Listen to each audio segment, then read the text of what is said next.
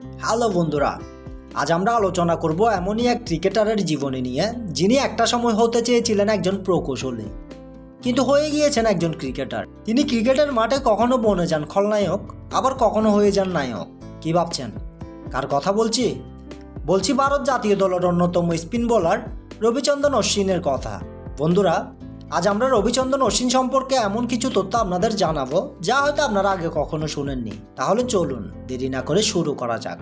রবিচন্দ্রন অশ্বিন হলেন একজন ভারতীয় আন্তর্জাতিক ক্রিকেটার যিনি ঘরোয়া ক্রিকেটে তামিলনাড়ু এবং ইন্ডিয়ান প্রিমিয়ার লিগ আইপিএলে রাজস্থান রয়্যালসের হয়ে খেলে থাকেন। তিনি ভারত জাতীয় দলের হয়ে ক্রিকেটের 3 ফরম্যাটেই খেলে থাকেন। দলে তিনি মূলত একজন অলরাউন্ডার হিসেবে খেলে থাকেন। তিনি একজন ডানহাতি ব্যাটসম্যান এবং ডানহাতি অফ ব্রেক বোলার।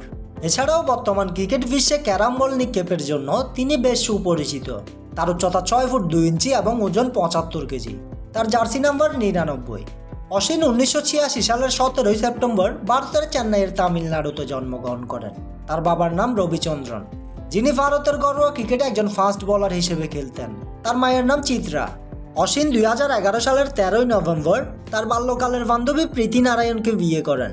দম্পতির 2টি কন্যা সন্তান রয়েছে। তাদের নাম হলো আকিরা অশ্বিন এবং আন্তা অশ্বিন। অশ্বিন ছোট থেকে ক্রিকেট খেলতে ভালোবাসতেন।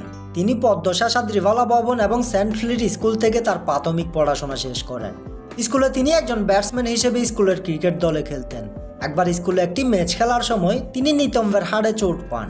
তখন তাকে 2 মাস বিছানায় কাটাতে হয়েছিল এবং প্রায় 1 বছর ক্রিকেট থেকে দূরে থাকতে হয়েছিল। এরপর তিনি একজন প্রকৌশলী হওয়ার উদ্দেশ্যে এসএসএন কলেজ অফ ইঞ্জিনিয়ারিংয়ে যোগ দেন, কিন্তু কলেজেও তাকে পেয়ে বসে ক্রিকেটের নেশা। তিনি পড়াশোনার পাশাপাশি কলেজের ক্রিকেট দলে একজন ফাস্ট বোলার হিসেবে খেলতে শুরু করেন। পরবর্তীতে কলেজের কোচের নির্দেশে তিনি স্পিন বোলিং করতে শুরু করেন। 2006 সালে তিনি প্রথমবারের মতো তামিলনাড়ুর হয়ে প্রথম শ্রেণীর ক্রিকেটে অভিষেক করেন। সেখানে তার ভালো পারফরমেন্স দেখে 2009 সালের আইপিএলে চেন্নাই সুপার কিংস তাকে দলে কিনে নেয়। তখন থেকেই পাল্টে যায় তার জীবন। চেন্নাইয়ের হয়ে ভালো পারফরমেন্স করে তিনি ডাক পেয়ে যান জাতীয় দলে। 2010 সালের 5 জুন শ্রীলঙ্কার বিপক্ষে তিনি ভারতের হয়ে তার ওডিআই অভিষেক করেন। 2010 সালের 12 জুন জিম্বাবুয়ের বিপক্ষে তিনি তার টি-20 অভিষেক করেন। 2011 সালের 6 নভেম্বর ওয়েস্ট ইন্ডিজের বিপক্ষে তিনি তার টেস্ট অভিষেক করেন। অভিষেকের পর থেকেই ব্যাটে বলে তার দারুণ পারফরমেন্সের মাধ্যমে তিনি দলে জায়গা করে নেন একজন পরিপূর্ণ অলরাউন্ডার হিসেবে। তিনি ভারতীয় দ্রুততম বোলার যিনি টেস্টে 50 থেকে 450 পর্যন্ত উইকেট তুলে নিয়েছেন। রাহুল দ্রাবিড় এবং সচিন তেন্ডুলকরের পর তিনি তৃতীয় ভারতীয় খেলোয়াড় যিনি আইসিসি বর্ষসেরা ক্রিকেটারের পুরস্কার জিতেছেন। এছাড়াও তিনি এমন একজন বোলার যিনি 200-এর বেশি বাঁহাতি এবং ডানহাতি ব্যাটসম্যানকে আউট করেছেন। তিনি এক ম্যাচে 5 উইকেট এবং সেঞ্চুরি করার কৃতিত্ব অর্জন করেছেন। তিনি ভারতের দ্বিতীয় সর্বোচ্চ উইকেট শিকারী। তিনি মাত্র 18টি ম্যাচ খেলে 100 উইকেট নেওয়ার বিশ্ব রেকর্ড করেছেন। অশ্বিন আইপিএলে বেশ কয়েকটি দলের হয়ে খেলেছেন। তিনি চেন্নাইয়ের পর 2016 সালে রাইজিং পুনে সুপার জায়ান্ট, 2018 সালে কিংস 11 পাঞ্জাব, 2020 সালে দিল্লি ক্যাপিটালস এবং 2022 থেকে বর্তমানে রাজস্থান রয়্যালসের হয়ে খেলছেন। অশ্বিন বিভিন্ন রেকর্ড অর্জনের পাশাপাশি তার ক্যারিয়ারে অফ ফর্ম এবং 2019 আইপিএলে জস বাটলারকে ম্যান কাটিং আউট করার জন্য সমালোচিতও হয়েছেন। অশ্বিন হিন্দু ধর্মে বিশ্বাস করেন।